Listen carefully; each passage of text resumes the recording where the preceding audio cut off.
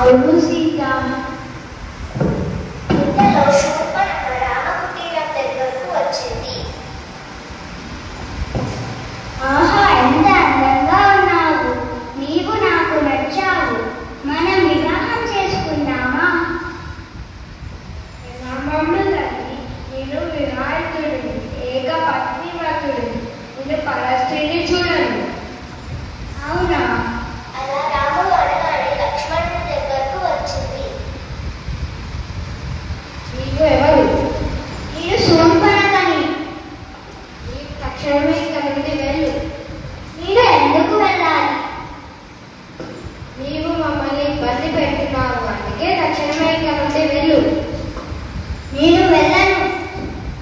నీవు మంచిగా చెబితే విన్నావు కదూ. సోదరా సోదరా, ఏమిటి సోదరు, ఏమి జరిగింది? ఆ వనములో ఉన్న సాధువులు నన్ను ఇలా అవమానించారు. ఎవరు ఇక్కడి ధైర్యం తీసుకుని నా సోదరిని అవమానిస్తారా? అచ్చట సీత అట ఎంత అందంగా ఉందో. ఓహో, అంతటి అందమా?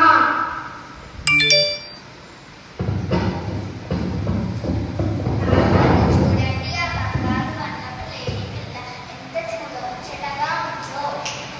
అవును సీత, నేను ఇప్పుడే వెళ్ళి ఆ లేడి పిల్లను తీసుకొని వస్తాను. అలా రాముడు ఆ మాయాజీవం కోసం అడవిలోకి వెళ్తాడు. లక్ష్మణుడు సీతకి రక్షణగా కొంత దూరంలో ఉండి ఎంత గమనిస్తూ ఉంటాడు. కాసేపటి తరువాత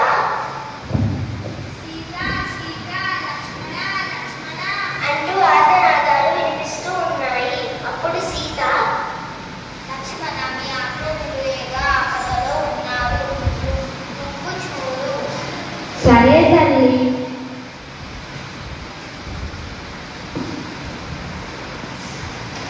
కానీ మీరు ఈ లక్ష్మణ రేఖ దాటి బయటకు రాకూడదు. అలాగే లక్ష్మణ, త్వరగా వెళ్ళు.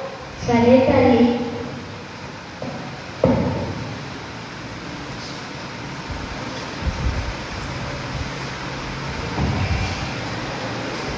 రేపటికి సాధు రూపంలో ఉన్న రావణాసురుడు వారి కుటీరం ముందు కూర్చొని, భవతీ భిక్షాం దేహి, భవతీ భిక్షాం దేహి. ఈ పట్లను స్వీకరించండి. ఇంతసారి భిక్ష ఇచ్చినా స్వీకరించగలరు, లేదా వెళ్ళిపోతారు. అయ్యో లేదు, ఈ పట్ల ఆగండి. అలా సీత లక్ష్మణ గీత దాటగానే రావణాసురుడు నిజ రూపంలోకి వస్తాడు. అతని నిజ రూపం చూసిన సీత భయస్థురాలై కింద పడిపోయింది. అప్పుడు రావణాసురుడు సీతను తీసుకొని లంకకు వెళ్ళాడు.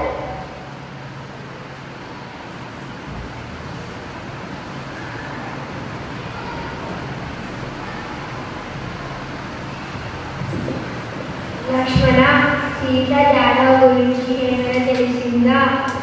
లేదు అన్నదా?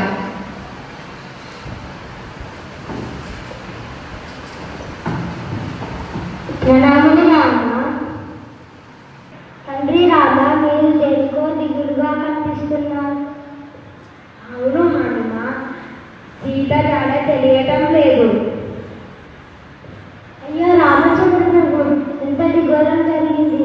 నేను సీత జాడ తెలుసుకొని వస్తాను.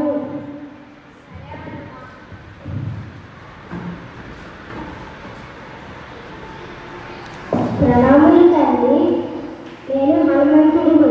మీరు చింతించకండి, నేను తక్షణమే రాముడి వద్దకు వెళ్ళి మీ గురించి తెలియజేస్తాను. అలాగే లక్ష్మణ, ఈ అమృతం నా శ్రీరామచంద్రుడికి ఇచ్చు. అలా సీత జాడ తెలుసుకుని మరలా తిరిగి వెళ్ళి,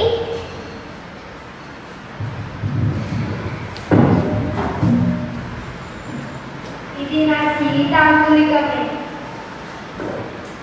సీతమ్మ తల్లి అక్కడ లంకా రాజ్యంలో బందీగా ఉంది. మనము బయలుదేరుదాము రామచంద్ర ప్రభు. అలా హనుమంతుడు రామదండును తీసుకొని లంకా నగరానికి చేరుతారు. ధైర్యం ఉంటే ఈ లంకేశ్వరుని రాజ్యానికే వస్తాను.